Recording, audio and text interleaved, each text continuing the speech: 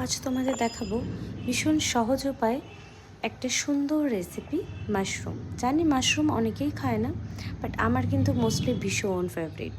দেখো, প্রথমে আমি তেল গরম করে আলুগুলো ভেজে নিয়েছি লাল লাল করে। তো তারপরে আমি ওই তেলে ফোড়নের জন্য দিয়ে দেব গোটা জিরে। গোটা জিরে ফোড়নটা দিয়ে একটু অপেক্ষা করব, একটু লাল হয়ে গেলে তারপরে কুচিয়ে রাখা পেঁয়াজটা দিয়ে দেব।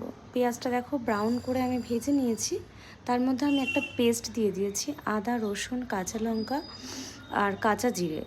তো এই পেস্টটা দেওয়ার পর আমি স্বাদের জন্য একটু নুন আর একটু হলুদ আর রঙের জন্য একটু কাশ্মীরি লঙ্কা দিয়ে ভালো করে কষে নেব যতক্ষণ না মশলা থেকে তেল ছেড়ে আসছে। ভেজে রাখা আলুগুলো এখানে আমি দিয়ে দিয়েছি। এবার আমার কষতে হবে যতক্ষণ না মশলা থেকে তেল ছেড়ে আসে। তো এখানে দেখতেই পাচ্ছ মশলা থেকে কিন্তু অনেকটাই তেল ছেড়ে এসছে। তো তারপরে আমি একটু জল দিয়ে দিলাম। জল দিয়ে কিন্তু আমি আবার কষতে থাকবো। দেখো, এখানে আমি কষতে কষতে ভীষণ সুন্দর একটা কালার এসছে। তারপরে আমি আগে থেকে সিদ্ধ করে রেখেছিলাম মাশরুমগুলো, আমি মাশরুমগুলো কিন্তু দিয়ে দিচ্ছি। মাশরুমগুলো দিয়ে সেমভাবে আবার সুন্দর করে কষতে হবে। তো সুন্দরভাবে আমি কষে নিলাম। তো তারপরে আমি কিন্তু আবার একটু জল দিয়ে দেবো যাতে মাশরুমগুলো এবং আলুগুলো খুব সুন্দরভাবে সিদ্ধ হয়ে যায়। তো এখানে দেখো আমি জল দিয়ে দিলাম।